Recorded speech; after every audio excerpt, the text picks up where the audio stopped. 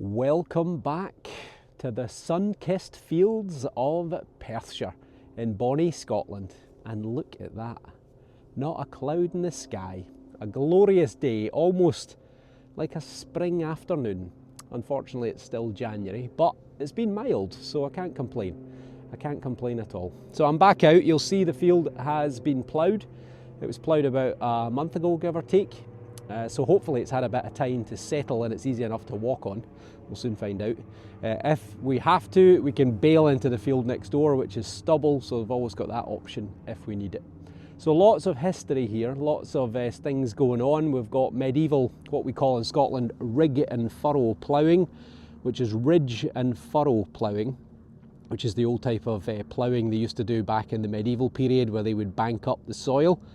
There is also a medieval fort in the distance. There is a few old Georgian farmhouses, and right across the middle of the field there is a medieval trackway, which was in use all the way right through until I think about the 1850s, 1880s, and then it was ploughed out completely. So it shows as a crop mark at certain times of the year, and today as a ploughed field you can actually see it. So let's have a little look at it.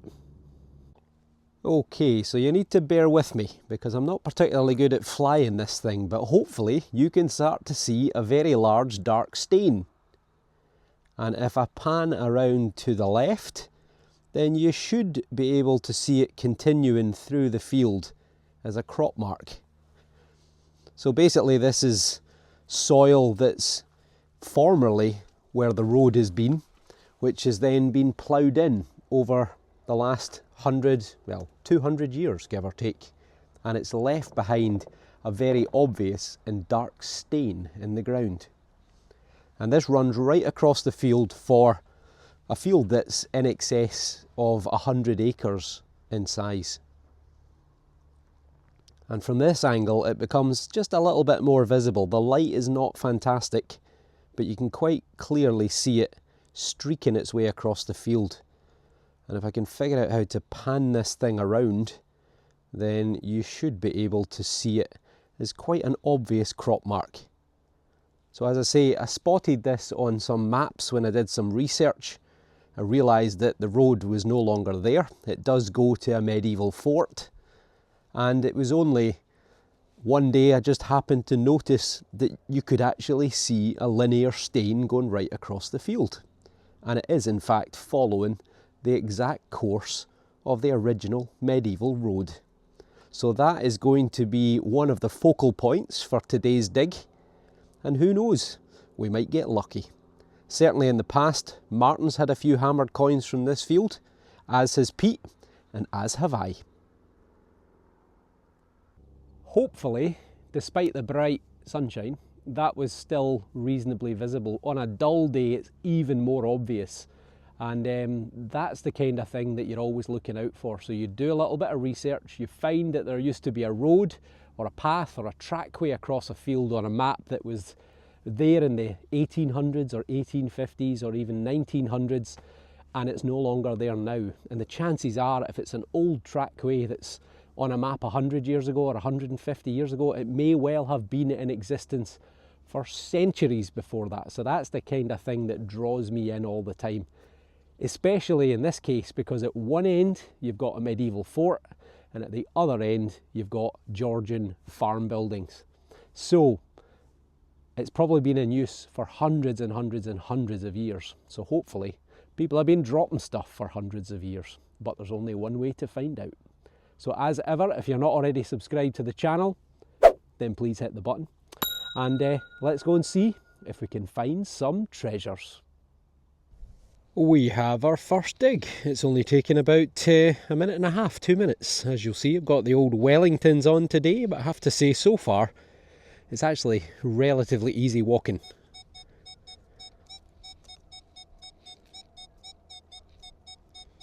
$78, $81. What have we got?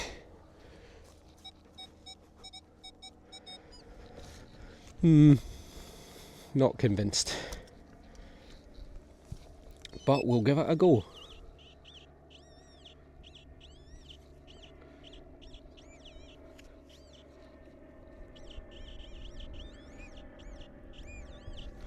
Here it is. What is it? It's a it's a bullet. Is it a bullet? Doesn't feel very heavy, to be honest, but well, no, actually it is. So, find number one. Oh, and look at this. Look at this. Some of you have been saying, John, when are you going to get a clean cloth? Well, I've got one.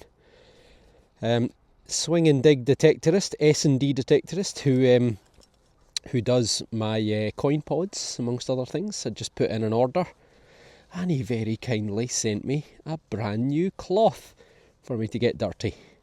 So a huge thank you to S&D detectorist. If you go on Instagram, you will find them. Look. And yeah, that is, I think, a bullet. But probably couple of hundred years old. Well, we're off the mark. Probably the most promising target. Seems small, and an 81 and shallow.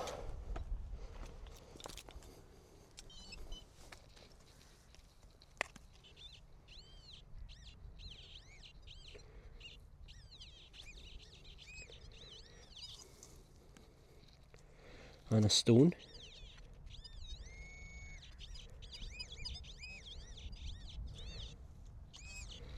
It's there. Oh, what's that?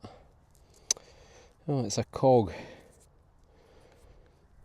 Well, thought for a wee moment we had a coin, but nope. It is a little cog from some sort of mechanism or machinery, clockwork, such like. Ah, well, on to the next. Promising again. I've said that twice now and found nothing. So, what do I know? Is that it there? I think it's a big bit of lead. Unless that's a stone. Right there. Nope, that is a big lump of lead. Well, it could be any age. We've obviously got medieval activity around here. Could well be medieval, but we'll never know. A screamer. 92, 91, and well, still sounding very good.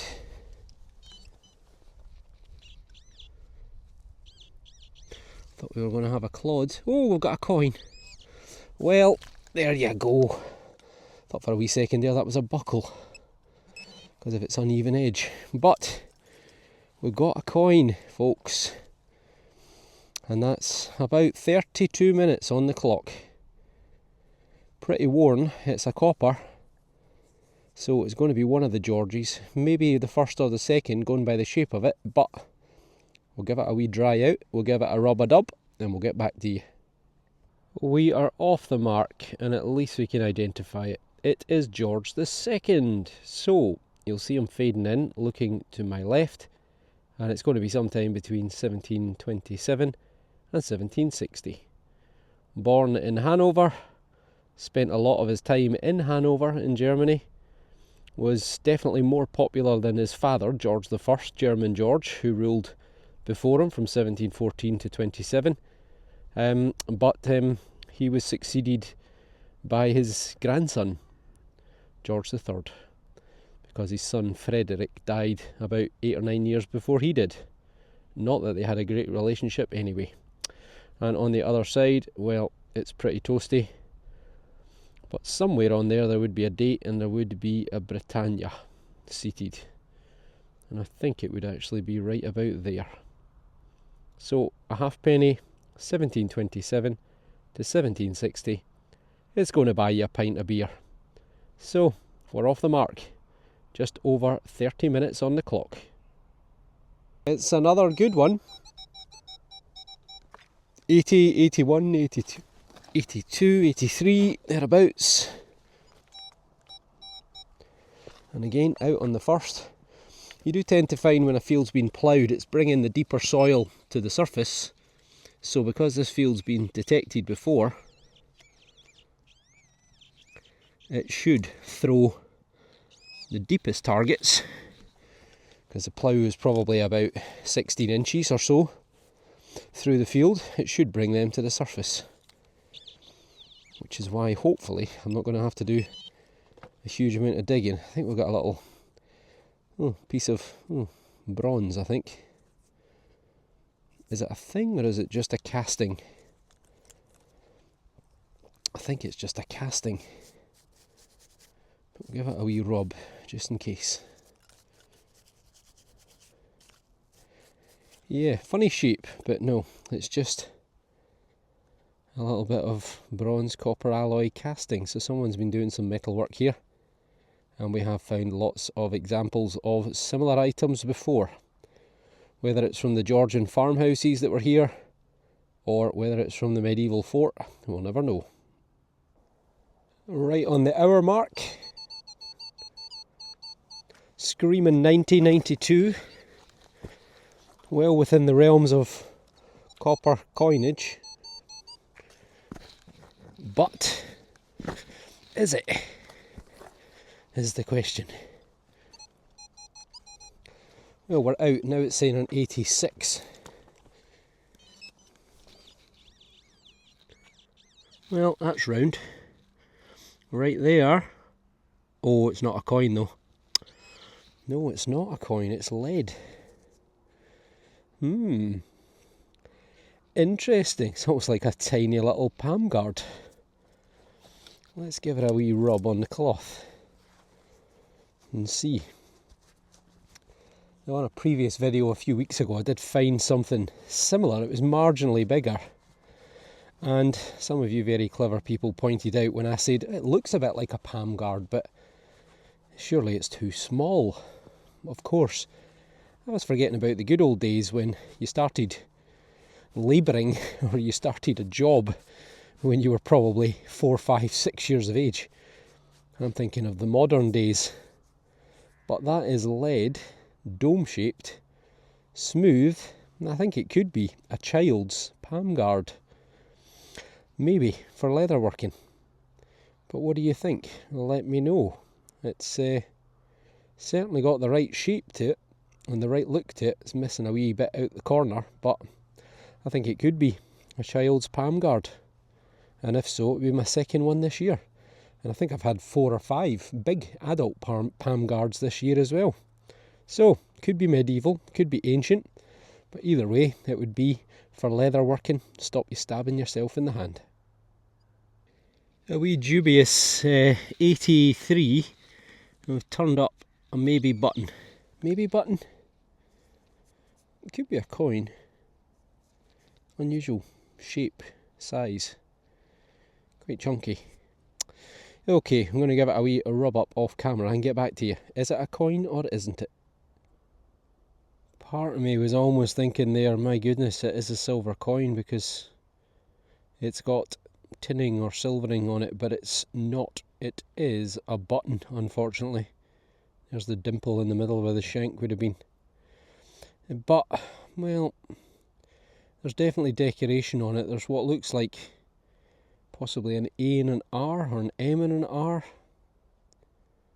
But there's definitely some symbols and things going on, but it's too worn, unfortunately, to tell what it is.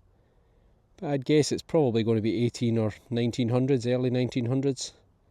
Still, it's a find, and it's got a bit of age to it. I've been about we're at about 2.5 hours. I've been about an hour without a target. That was actually masked by a bit of iron. It's another spoon handle. Probably 100, 150 years old. Can't seem to get away from spoons. Still no fork yet though, which is strange. I'm sure we'll get one eventually. It's a maybe. But it's been quite quiet, so we'll film it just in case. 85. Sounds a wee bit better.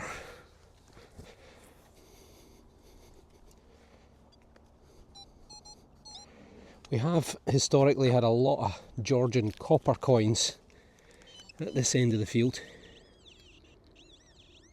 because we are very close to the old farms, Georgian farms. Oh, it's a bottle top. Oh, I thought we might have had something decorated there. Well, it could be a decorated bottle top, but, well, it is. It's a whisky. One that Simon had recently, although his was in better condition than that, but it's the White Horse distillers who can trace their roots back to the Canongate in Edinburgh, just next to Holyrood Palace, White Horse Close. So there you go, a whisky bottle top, probably from the late 19th, early 20th century, complete with White Horse. You can tell we're getting close to where civilization used to be, because all of a sudden lots of little white bits on the top of the soil, and they are all flecks of pottery. Bit of transfer print on the right, which is green, unusual. Normally it's blue and white, and then just a plain piece of china. So probably all Victorianish in date, sort of 1850, 1900. And in rural places like this, people would just dig a pit at the side of their house, or multiple pits, and they would throw everything in it, from human waste to pottery and glass, anything that needed rid of. And then 100 years later, modern farming, modern machinery comes along and rips up these dumps, these underground rubbish pits, and then scatters them all over the field. But it's a good sign that people were here. We've got a clod, and we're only about 4 foot from the bit of hinge. So I was, oh, we could have a coin. I was expecting another piece of a hinge. Might be a button actually, it's quite thin, very thin actually. Well, it might be a coin, you know. It might be, but it's going to be difficult to get something off that. Okay, well, things are looking up. Back to you in a moment. Oh, we've got our oldest find of the day. It's actually a bobby. Now, you're going to have to take my word for it, but it's very difficult again with this light. It's quite late on now, the sun's very low. And it's Charles II. It's a bobby, a sixpence, a copper Scottish sixpence from the 1600s, sometime between 1660 and 1685.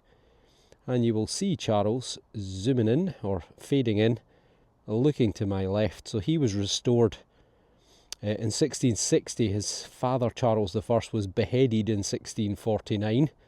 We then had a period of about 10 years where we had no monarchy. We were a republic, a commonwealth.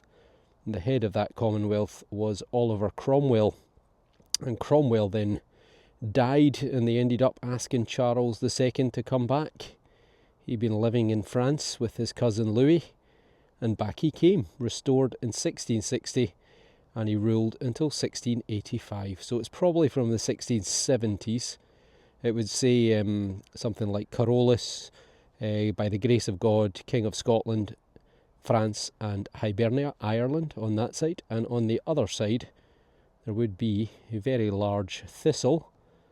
This side I can't really see anything on at all. And around the outside edge it would say, Nemo me impune lacessit, who dare meddle with me, which is the Latin for the Order of the Thistle, and also the House of Stuart. And there would also be a date in the top left hand corner, which would probably say, as I say, sometime around the 1670s. So a copper sixpence from the 1600s. Not bad at all. Fantastic. A squeaky little 72, and we might have another 1600s coin. I think we do. I think we got a turner this time, which is the Scottish twopence. Certainly looks like it. Look at the thinness of it. Right, we'll see if we can get in and off it, then we'll get back to you, but at least it's another coin. You can just make out the faintest of thistles, which is the national flower of Scotland, which confirms 100% that we've got a turner, which is a Scottish copper twopence, probably from the time of Charles I or Charles II, so sometime between 1625 and 49, or 1660 and 1685. So, twopence fair bit of spending power back in the 1600s, and nice to get yet another 1600s coin. Now the other side, from what I can see, is completely blank. But there would have been a C and an R for Charles Rex, King Charles, and there would have been a crown above it, and then it would have said some Latin around the outside edge. But it's just a shame in Scotland that we debased all our coins around this period, because if this was England, this would probably be a silver coin, silver hammered coin. But in Scotland, unfortunately, from the 15 into the 1600s, a huge amount of our coins turned to copper. Such a shame. But still, a great bit of history from over, well, almost 400 years ago. And look at that. We just got a flyby, but I couldn't get my camera on quick enough because I was filming that copper Charles the First or Charles the Second coin. It's a great big transporter plane with the 4 engines. I completely forgot what they're called. Is it a Merlin? I can't remember. Anyway, it's a monster. We've got another good one. Barely 10 feet away from that copper turner, copper 2p. And sounds like a fairly good target. And it might well be my last target. And I think we're out, possibly.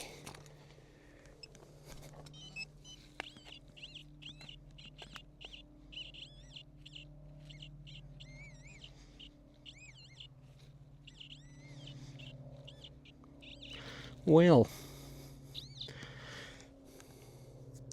kind of looks like another coin. Kind of looks possibly like another turner as well, actually, but very different output, so I'm not 100%. Right, I'll give it a wee clean up and get back to you. It is indeed another turner with a wee bit broken off it, a very different output. The last one I think was 72 or 74, this one was 84. But it is a lot more chunky, and you'll see the thistle head there. So it could well be that one of them was Charles the First, the other's Charles the Second. It could just be that they're differently made, or they were in circulation for a lot longer, because one's very thin and this one's a little chunky. Well, certainly chunkier. And again, on this side there would have been a C and an R for Charles, one of the Charleses, the first or the second. So I'm happy with that. 2 1600s coins back to back. We've got a little bit of the field to go yet, so who knows, we might get a last minute signal. Barely 10 feet from the last one, which was 10 feet from the one before. Pretty similar output, 82, 84 to the last one. And we're out. Nice easy dig in soil. It's not a coin, it's a thing. Yeah, it's a little, I don't know, maybe off a set of scales or something like that. So no 1600s coinage, but well, we'll keep going, see if we can get anything else. And there we are, folks. That is the best of the day. So I've got my beautiful little white horse bottle top. We've got my 2 turners here and here. That's the silvery button. That's the Bob E. That's the George II. That's the bullety thing that we got on the first hole. And then we've got the wee miniature palm guard, what I think is a palm guard. So there you go. Not bad at all. 3 coins from the 1600s. Would just be magic if they were silver, but you can't win them all. And another day complete on the fields of Perthshire. Well, fantastic. 3 coins from the 1600s, 4 coins in total.